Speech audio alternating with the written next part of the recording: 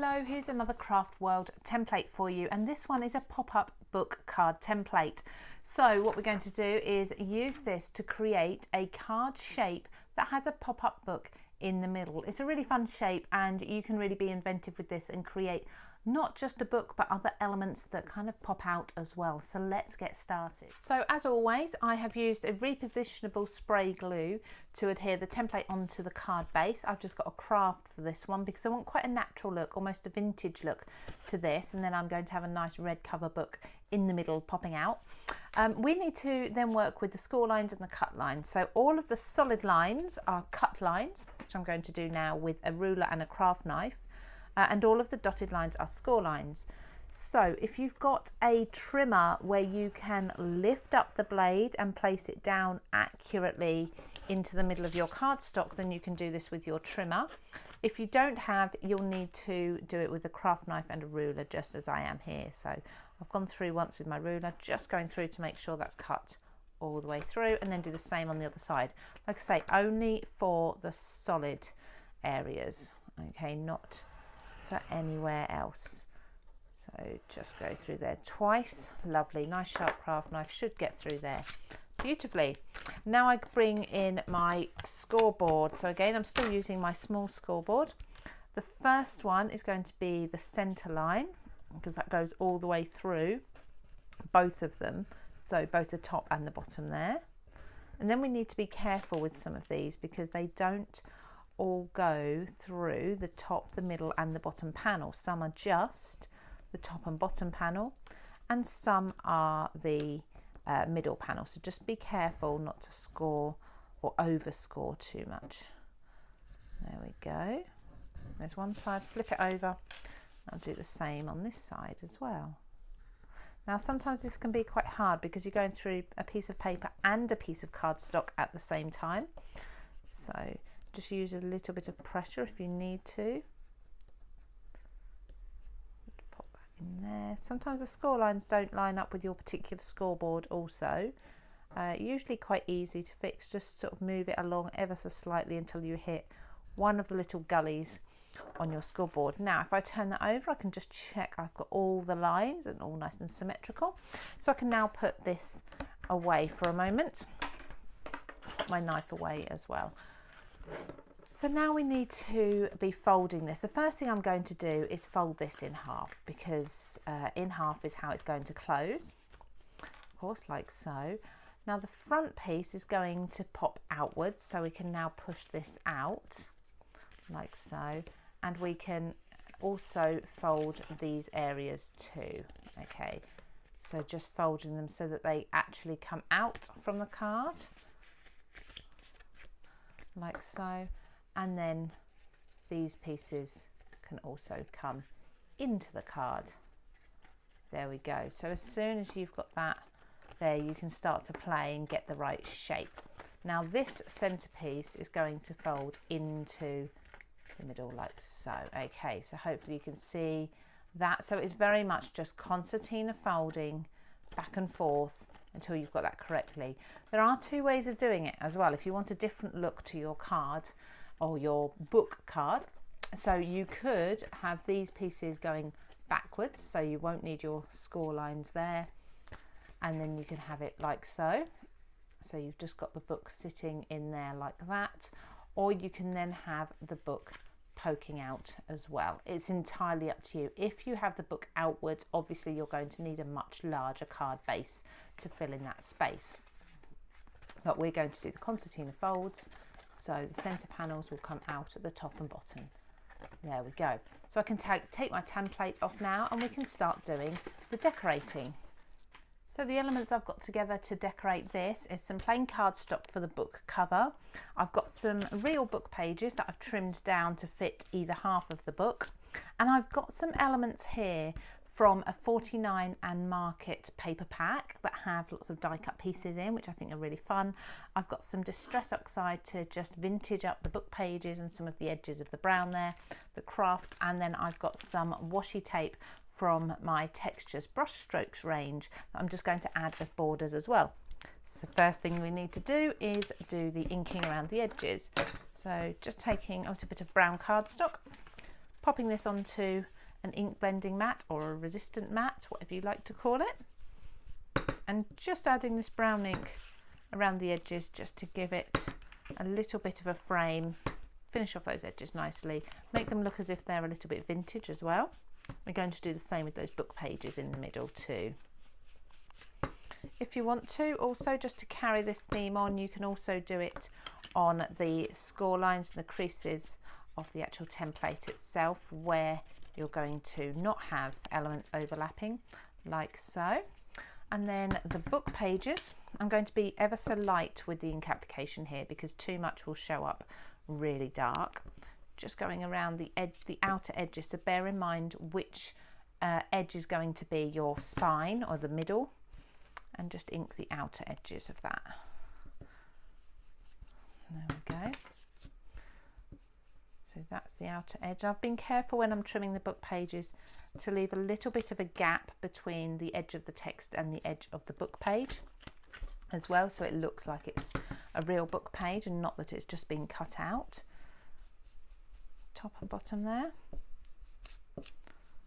Not being too precise with that. There we go. That's probably enough for now. So then I'm going to put onto the edge of this, I think I'm going to put the numbers. So I've got washi tape with numbers running up and down, which are lovely. So just place this tape, and this tape's tearable, so we can place this down and then just tear it at the top. There we go. And I will put this bit back onto the backing here so that I've got it for another time. Then same again, but making sure that my numbers this time face inwards again, and starting from this end. Just keeping the border between the two the same, between the two sides, so that it's symmetrical. And there we go. I'm going to trim it this time, make it a bit neater. There. So just adding a little bit of detail with that border on the edge there. Now what I'm going to do is glue this down. I'm just going to glue it down with the spine. You can glue all of this down if you want to, but I want to add even more dimension to it by allowing the edges of that book page to lift, or the book spine, book cover to lift up. Just pop that in there. It's a little bit of glue just on the edge there. Press that down, making sure that that still is allowed to pop up. So the glues I'm using, or the cardstocks I'm using, are both craft cardstocks. So the blue one is a craft on the reverse, or a coloured craft. So that will take a little longer to dry because it's a very absorbent cardstock.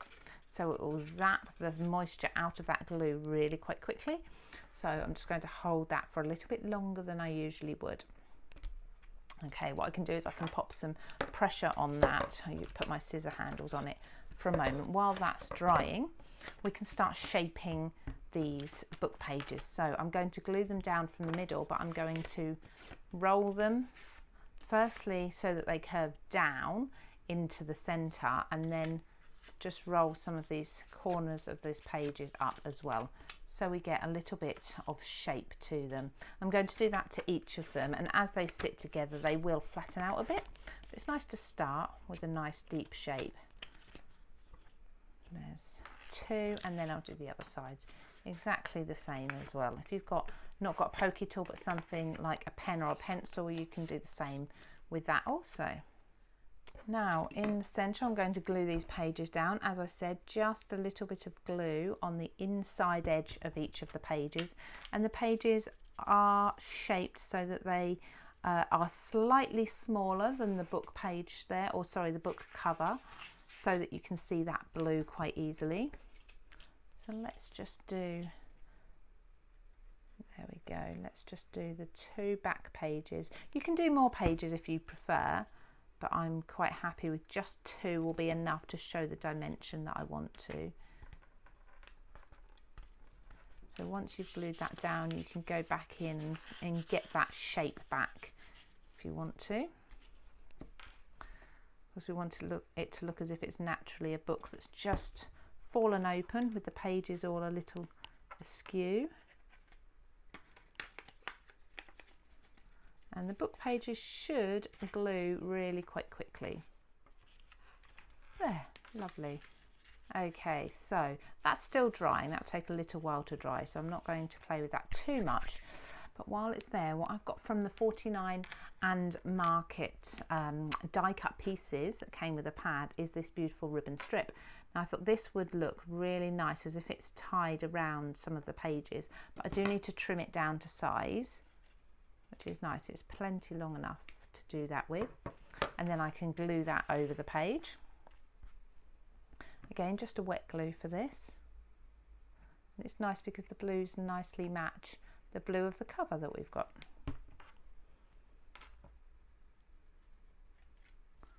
So this one can be slightly flatter if we want it to be.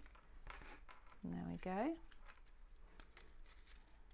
Again, giving it some shape before it dries too much.